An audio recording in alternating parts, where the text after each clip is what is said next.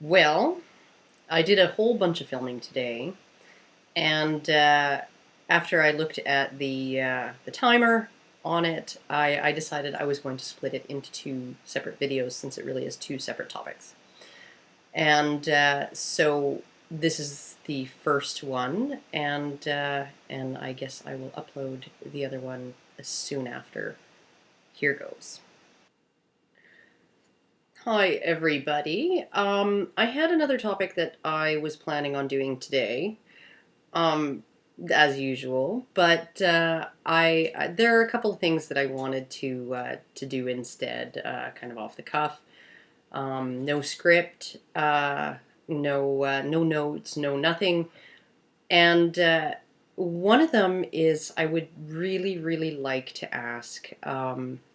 And because I know that there are, and I think everybody knows that there are plenty of circumcised men out there who were circumcised as babies, who are perfectly happy with their penises, perfectly happy with their sex lives, perfectly happy with the way things are.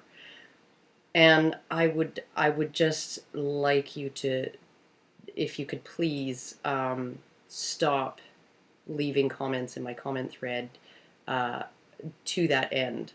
The Don't feel like I'm singling anybody out here. There just have been tons of them. Am I the only guy here who is okay with being circumcised? Am I the only guy here who doesn't think this is a big deal? I wish the men's rights movement would stop making such a big deal about this because it's just not that big a deal. Um, I'm aware that it's not that big a deal to some individuals. Um, and I'm going to share a little bit of a personal anecdote regarding my sexual assault when I was 14 and how I integrated that experience into my life and how it actually I would actually say that having gone through that benefited me in a number of ways.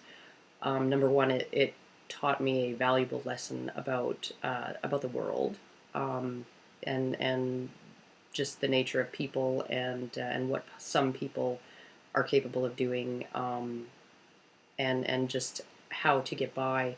It taught me a lot about my own agency, how much power I have over the things that happen to me.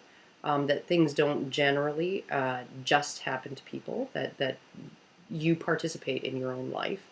Um, it Looking at what happened to me, even just in the 15 or 20 minutes after it happened, it was very easy for me to see how my decisions and my actions uh, really contribute to the outcomes and the things that I experience.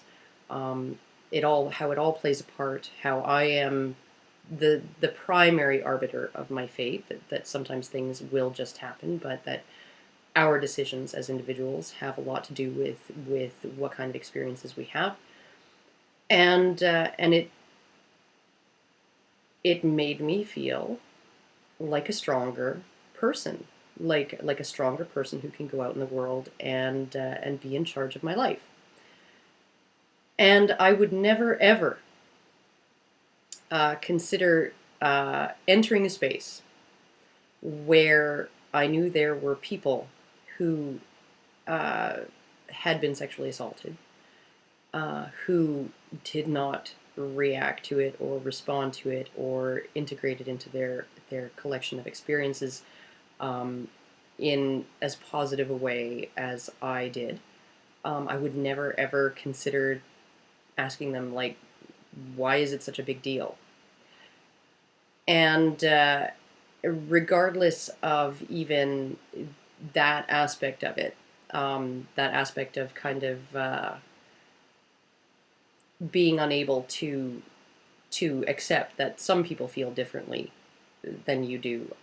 Some people feel deeply wronged and violated, and that they just have not been able to reconcile what happened to them with any kind of sense of having been improved by it or having a better life because of it.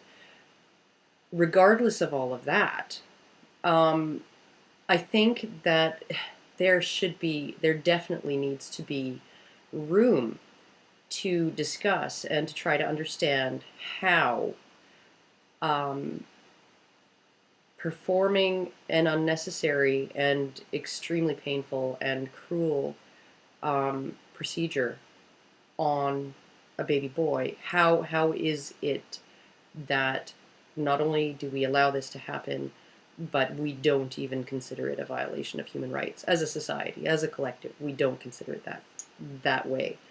Um, Regardless of all of the parallels between the arguments that proponents of female genital mutilation, uh, health reasons and hygiene, and it actually improves sexual function. Some of these people say it's aesthetically pleasing. It's a rite of passage. It's culturally significant. All of those arguments are the exact same. They won't know any better. They won't know any different. They won't know what they're missing. They won't. They just, all of those arguments are the exact same arguments, and yet we can see through those arguments to the kind of barbarism that's involved in being able to do something like that to a child. And regardless of what is removed, if it was an ear, which is arguably as useless as somebody might think a foreskin is, uh, this is really not functional for humans as far as hearing goes. And if we were hacking those off of babies for aesthetic reasons, or because it would make an ear easier to keep clean, you wouldn't have to wash it. This would just, it would be seen as an atrocity. And I think it is really important in the context of male disposability and the gender empathy gap, which seem to be at the root of pretty much every single men's rights issue out there. It really bears examining why we are able to do that and have it be normalized, and a helpless baby strapped to a table screaming until they go into neurogenic shock, a risky procedure that has led to deaths, that's led to amputations, that's either intentional or unintentional, required after infection, or unintentional, that leads to complications, that leads to all kinds of problems, that's been shown to lead to a higher risk of all kinds of psychological issues, short-term memory issues, post-traumatic stress symptoms, sexual dysfunction, erectile dysfunction. Why are we able to ignore all of that just because it's a baby boy? These are seriously the most basic questions that we really need to ask. And circumcision, male genital mutilation, is one of the perfect examples, one of the most perfect examples of this lack of empathy that we seem to have for males, because these aren't even men. They're infants that are just days old, and we just don't see it as wrong or horrible, or it's just a little snip, he won't feel a thing. I don't understand how doctors can perform that procedure with a kid strapped to a table screaming his little heart out.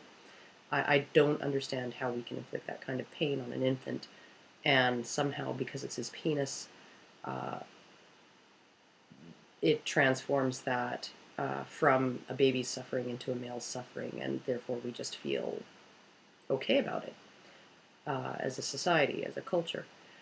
So I would really, really, really appreciate it if there were no more of those kinds of comments. They also tend to lead to huge, long comment threads that kind of get everybody off topic and discussing this one particular issue, and it's disheartening to read them, not just the initial comments, but how people have to say over and over and over and over and over again, like, how can this be right to do to babies? How can this be seen as okay? So please, please, please, please stop doing that. So anyhow, that's all I have to say about the whole circumcision comments. Why aren't you guys okay with this, or why is it such a big deal? That's I know I'm going to have more to say about circumcision as an issue in the future, but that's one thing that just really struck me as something that I needed to do and something that I needed to ask my viewers. So if you could please abide by that, I would really appreciate it. And I'll see you, I guess, again in a few minutes or whatever, when I upload the second half of this off-the-cuff video.